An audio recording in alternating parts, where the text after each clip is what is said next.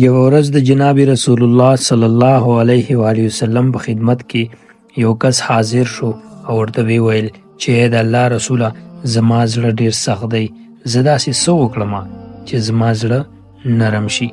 نو جناب رسول الله صلی الله علیه و آله وسلم ورته وفرمایل که ته غواړې چې ستا زړه نرم شي نو په مسکینانو باندې رحم کوه او د یتیمانو په سر باندې لاس راښکه، نو ستا به زړه نرم شي. سبحان الله، څومره ښایسته طریقه ده زموږ نبي راته ښودلې ده.